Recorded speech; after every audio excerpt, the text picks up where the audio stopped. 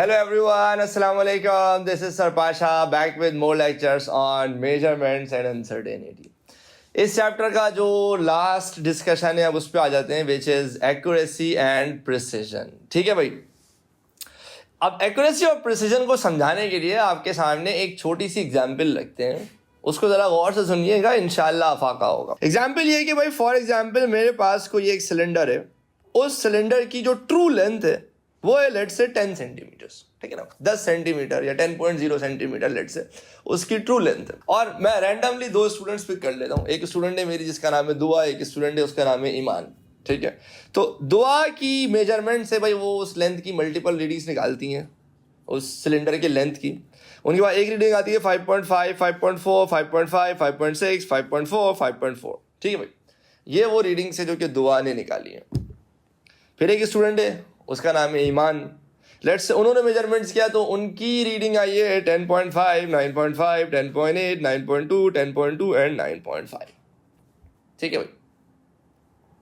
अब अगर मोहब्बत भरी निगाहों से आप इन मेजरमेंट्स को, इन रीडिंग्स को गौर से देखें तो आपको एक चीज नजर आएगी. वो ये कि जो दुआ की रीडिंग्स हैं, यानी जो भी उन्होंने 6 मेजरमेंट, जो 6 रीडिंग्स निकाली हैं, वो रीडिंग्स एक दूसरे के बहुत करीब है. 5.5, 5.4, 5.6, 5.5, 5.4, इस तरह से 0.1, 0.2 का डिफरेंस है आपस में, लेकिन ट्रू वैल्यू से काफी दूर है. जो एक्चुअल ट्रू वैल्यू वो है 10 और इनकी रीडिंग क्या आ रही है 5.4, 5.5, 5.6, इस तरह से. तो ये वो रीडिंग्स है जो कि ट्रू वैल्यू से दूर है. और अगर आप ईमान की रीडिंग को देखें तो 10.5, 9.5, 10.8, 9.2, 10.2, ये वो रीडिंग्स हैं जो ट्रू वैल्यू के तो काफी करीब है. ट्रू वैल्यू तो अगर आपकी 10.0 तो उससे करीब है, कभी उससे थोड़ी सी ज्यादा, कभी उससे थोड़ी सी कम, लेकिन आपस में एक दूसरे से बड़ा फासला है. यानी पहली 10.5 है तो अगली 9.5 है, यानी एक रीडिंग में 1.0 का डिफरेंस है. ऐसा ही है. अब याद रखिएगा, जब मेजरमेंट में एक्यूरेसी और प्रिसीजन का कॉन्सेप्ट ये है कि accuracy refers to how close the values are, how close the measurements are to the true value, and precision refers to how close the measurements are to each other. समझ रहे आप? तो दुआ की मेजरमेंट्स कंपैरेटिवली प्रिसाइज्ड है, एक दूसरे के करीब है, लेकिन उनमें एक्यूरेसी बहुत खराब है. और ईमान की मेजरमेंट में एक्यूरेसी जबरदस्त है, ट्रू वैल्यू के करीब है, लेकिन प्रिसीजन बहुत खराब है, एक दूसरे से काफी दूर है. तो Dua's reading has greater precision than Iman comparatively. Iman's reading have greater accuracy than Dua. अच्छा, एक एक्सपेरिमेंट था जो सर पाशा ने भी परफॉर्म किया था. वो ये था 10.0, 10.1, 9.9, 9.9, 10.1, 10.0. आप बोलोगे बड़े होशियार है सर, अपनी रीडिंग बड़ी अच्छी ली है आपने. सर पाशा की जो मेजरमेंट्स हैं उनकी एक्यूरेसी भी बहुत अच्छी है और प्रिसीजन भी बहुत अच्छी है. वैल्यूज आपस में एक दूसरे के बहुत करीब हैं और ट्रू वैल्यू के भी बहुत करीब है. तो यहां पर sir Pasha's reading has greater precision and accuracy. तो प्यारे बच्चों, मन के सच्चों, accuracy refers to how close you are to the true value and precision refers to how close the values are to each other. आमतौर पर प्रिसीजन के मसाइल रैंडम एरर की वजह से आते हैं. जब आप लापरवाही के साथ एक्सपेरिमेंट परफॉर्म कर रहे होते हैं तो कभी आपकी एक रीडिंग ज्यादा आ जाती है, कभी एक रीडिंग दूसरी रीडिंग से बहुत कम आ जाती है. और एक्यूरेसी के मसाइल ज्यादातर सिस्टमैटिक एरर की वजह से आते हैं कि अगर सिस्टम में ही मसला है, जैसे दुआ ने बड़ी मेहनत से रीडिंग निकाली थी 5.5, 5.4, लेकिन कोई गड़बड़ होगी, कोई ऐसा सिस्टमैटिक एरर होगा कि हर मेजरमेंट में ही एक सिग्निफिकेंट कांस्टेंट एरर है. यानी 10 की जगह 5.5, 5.4, 5.6, 5.5 आ रहा है, मतलब 4.5 का एक मोर और लेस एक फिक्स एरर है जो कि उनकी हर मेजरमेंट में उनको मिल रहा है, जो कि मोस्ट लाइकली किसी सिस्टमैटिक एरर की वजह से. जबकि ईमान की मेजरमेंट में जो ऊपर नीचे हो रही है, जिसमें प्रिसीजन के मसले आ रहे हैं, this is most likely due to random error. तो accuracy is an indication of how close a set of measurement is to the exact true value, whereas precision is the measurement of closeness of a set of measurements. Sometimes it is used to specify the fineness of detail to which a measurement is made. कभी कभार precision fineness of the measurement बताती है। Fineness का मतलब कि एक measurement दूसरे measurement से कितनी करीब, यानी कितने डेसिमल प्लेसेस पे। आमतौर पर अगर आपका आंसर ज़्यादा डेसिमल प्लेसेस पे आपकी मेजर्ड वैल्यू आ रही है, इसका मतलब वो ज़्यादा प्रिसाइज है। मैं एग्जांपल देके समझाता हूँ आपको कि closeness of a set of measurement का मतलब how close the readings are to each other. देखिए फॉर एग्जांपल एक बंदा वो मेजरमेंट लेता है 2.3 प्लस माइनस 0.1, और एक बंदा है जिसकी मेजरमेंट है 2.342 प्लस माइनस 0.01। तो 2.3 मैं कहूंगा कंपैरेटिवली कम प्रिसाइज्ड है एज कंपेयर टू 2.342। 2.3 का मतलब आर्बिट्ररी मैं यूज कह सकता हूं कि शायद इसकी एक मेजरमेंट 2.2 होगी, एक 2.3 होगी, एक 2.4 होगी, उसने एवरेज 2.3 ले लिया, तो उसकी मेजरमेंट एक दूसरे से नियरली 0.1 का डिफरेंस रखती है। यहां पर इसके बाद वैल्यू होगी 2.341, 2.342, 2.343 मोस्ट लाइकली, जिसके वजह से उसने ऑन एवरेज वैल्यू ले ली 2.342, और इसका जो लाइक आपस में एक दूसरे से डिफरेंस है वो 0.001 का आ रहा है। तो how close the values are to each other, nearness, fineness of measurement is determined by precision, और accuracy refers to how close the values are to the true value. तो आप कह सकते हैं कि ये वाली measurement has greater precision and this measurement has lesser precision. एक मेजरमेंट की तो नहीं बट वैसे ही एक एग्जाम्पल है आर्चरी। ऐसे तीर खींच के जो मारते हैं सामने दीवार पे बोर्ड होता है ऐसे, तो उसमें ज़रा देखते हैं कुछ एग्जाम्पल समझ। जैसे अगर मैं आपके सामने पहली एग्जाम्पल लेकर आऊँ, ये कुछ रिजल्ट्स हैं, तो आप देख सकते हैं कि इस केस में आपके पास एक्यूरेसी भी हाई है और प्रिसीजन भी हाई है, यानी जो आपका मेन टारगेट है आपके सारे शॉट्स उस टारगेट के बहुत करीब है और एक दूसरे के भी बहुत करीब है। ये है सबसे आइडियल जिंदगी।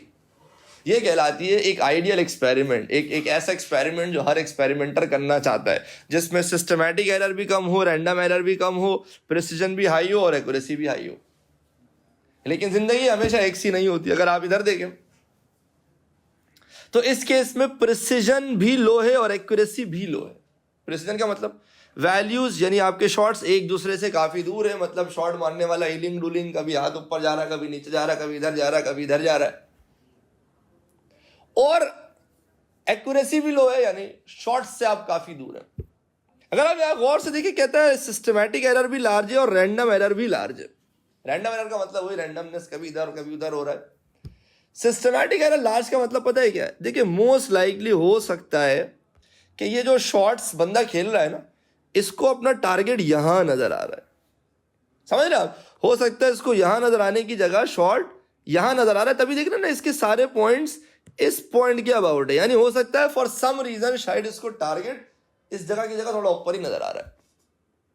समझ रहे हो आप मेरी बात? This is what systematic error is ना, इसलिए कह रहे हैं high systematic error and high random error. अच्छा, अगर आप इस एग्जाम्पल को देखें, यहां पे प्रिसीजन भी लो है और एक्यूरेसी भी लो है, आपके शॉट्स एक दूसरे से भी काफी दूर हैं और टारगेट से भी काफी दूर है, सिवाय कुछ शॉट्स के। तो पुअर एक्यूरेसी, पुअर प्रिसीजन। लेकिन यहां पर सारा मसला रैंडम एरर का है। खेलने वाला एकदम ही अनाड़ी है, कभी इधर कभी इधर कभी इधर कभी उधर। सिस्टमैटिक एरर नहीं, टारगेट उसको नजर आ रहा है बिल्कुल सही, तभी तो कुछ शॉट उसके करीब भी जा रहे हैं कुछ, यानी सेंटर पॉइंट जो है ना इसके सारे शॉट्स का, अगर मैं इसका एवरेज निकालूंगा तो एंड में पहुंचेगा वही, यानी इसको पता है विकेट कहां नजर आ रही है। अक्सर ऐसा होता है, देखें अगर आप में से कोई क्रिकेट खेलता हो, जैसे मैं बचपन में क्रिकेट खेलता था, तो क्रिकेट खेलते हुए यूजली अक्सर ऐसा होता है, जैसे मैं बॉलिंग करने आता था ना, पहली बॉल होती थी वाइड। अच्छा, मैं ना विकेट को टारगेट कर रहा हूं, बॉल लेग पे जा रही है, फिर मैं दोबारा विकेट को टारगेट कर रहा हूं, फिर लेग पे जा रही है, अब 2 वाइड हो गई ना। अब मैं फौरन क्या करता हूं, मैं ऑफ साइड को टारगेट करता हूं, बॉल विकेट पे जाना शुरू हो जाती है। तो यही क्या है, सिस्टमैटिक एरर, कि शायद मैं विकेट को सही से देख ही नहीं पा रहा हूं, या शायद मुझे पता है कि कुछ ऐसा सिस्टम है, कुछ हवा का ऐसा सिस्टम है कि आप देखोगे इधर तो जाएगी इधर, तो आप क्या करते हो, आप एम किसी दूसरी जगह करते हो, ऑटोमेटिकली बॉल जो है ना वो लाइन पे आना शुरू हो जाती है। Systematic error. इस एग्जाम्पल को देखते हैं भाई, दिस में बहुत जबरदस्त प्रिसीजन है, एक्यूरेसी बहुत ख़राब है, सारे शॉट्स एक्चुअल टारगेट से बहुत दूर है लेकिन एक दूसरे के बहुत करीब है। अगेन यहाँ पे रैंडमनेस नहीं है, most likely high systematic error है। फॉर श्योर इस बेचारे को लगता है टारगेट यहाँ कहीं नजर आ रहा है, हालांकि टारगेट यहाँ पर है।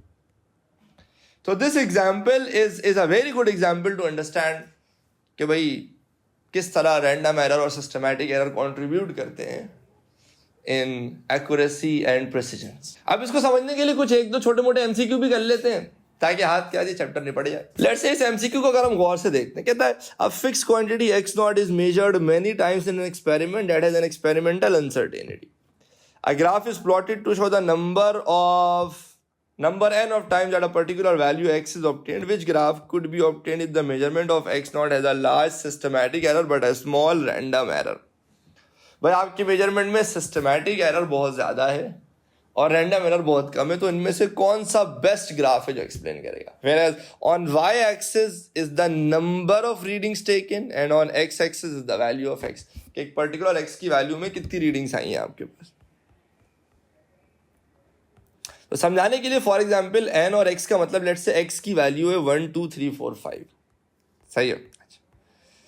और आपने मल्टीपल रीडिंग्स ली हैं, लेट्स से आपने 6, किसी की 5 रीडिंग ली, किसी की 4 रीडिंग ली, किसी की 3 रीडिंग ली। तो n y एक्सिस पे नंबर ऑफ रीडिंग्स है और x एक्सिस पे आपकी रीडिंग है क्या, जरा समझ लीजिएगा हो रहा क्या है यहाँ पे। लेट्स से आपने एक एक्सपेरिमेंट परफॉर्म किया, उसमें एक मेजरमेंट आई 2, वो एक दफ़ा आई, तो 2 इज गोइंग टू बी 1, यानी जो आपकी मेजरमेंट 2 है वो कितनी दफ़ा हुई है, वो एक दफ़ा हुई है। वाई एक्सिस पे कितनी दफ़ा ये मेजरमेंट आई और एक्स एक्सिस पे कौन सी मेजरमेंट आई। फॉर एग्जाम्पल आपकी मेजरमेंट है 3, वो 5 दफ़ा आई है, तो 3 पीक पे चला जाएगा, समझ रहा? क्योंकि 5 टाइम्स, जैसे आपने मल्टीपल रीडिंग्स परफॉर्म की थी जिसमें एक रीडिंग है 3 जो कि 5 दफ़ा आई, ठीक है भाई, और एक रीडिंग थी 2 जो कि एक दफ़ा आई। सिमिलरली एक रीडिंग है 4, वो भी एक दफ़ा आई। तो आपका ग्राफ कुछ इस तरह से बन जाएगा कि भाई ये जिस चीज़ के ऊपर पीक नज़र आ रहा है ना आपको ग्राफ में, इसका मतलब वो मेजरमेंट सबसे ज़्यादा टाइम्स आपने ली है, एंड जिस पे आपको कर्व नीचे नज़र आ रहा है इसका मतलब वो मेजरमेंट सबसे कम टाइम लिया आपने। अब अगर आप इस ग्राफ को देखें तो जब आप कहना चाह रहे हैं कि भाई सिस्टमैटिक एरर अच्छा खासा है, यानी all the readings are smaller और all the readings are greater than the true value, ऐसा ही होता है। आम सिस्टमैटिक एरर में यूजली यही होता है कि या तो सारी रीडिंग ट्रू वैल्यू से ज़्यादा आ रही होती है, एक कांस्टेंट एरर होता है, या तो एक सारी रीडिंग ट्रू वैल्यू से कम आ रही होती है। अब अगर आप एक एक करके एग्जाम्पल ए को देखते हैं, और रैंडम एरर में क्या है कि भाई वैल्यूज एक दूसरे के बहुत करीब होने चाहिए, तो there should be less random error, means कि भाई लेस स्कैटरिंग होनी चाहिए। अब अगर आप देखें तो ये जो 2 ग्राफ्स हैं ए और सी, इसमें आपका ग्राफ ऐसे करीब बना हुआ है, इसका मतलब ये है कि यहाँ पर रैंडम एरर्स बहुत कम है, यानी एक पर्टिकुलर वैल्यू जो कि बहुत ज़्यादा है और एक पर्टिकुलर वैल्यू, बाकी वैल्यूज थोड़ी सी कम है। तो C has to be your correct option. क्यों? क्योंकि देखिए यहाँ पर आपको बहुत ज़बरदस्त सिस्टमैटिक एरर की भी कमी नज़र आएगी और रैंडम एरर की भी कमी नज़र आएगी, क्योंकि वैल्यूज एक दूसरे के करीब भी हैं और जो एक्चुअल वैल्यू है वो सबसे ज़्यादा दफ़ा निकाली गई है। तो अगर ट्रू वैल्यू सबसे ज़्यादा दफ़ा आ गई इसका मतलब सिस्टमैटिक एरर नहीं है, और सारी वैल्यू उसी के आसपास है इसका मतलब रैंडम एरर भी नहीं है। अगर आप फॉर एग्जाम्पल ए की बात करेंगे तो दिस हैज़ गुड एक्यूरेसी और दिस हैज़ गुड प्रिसिजन।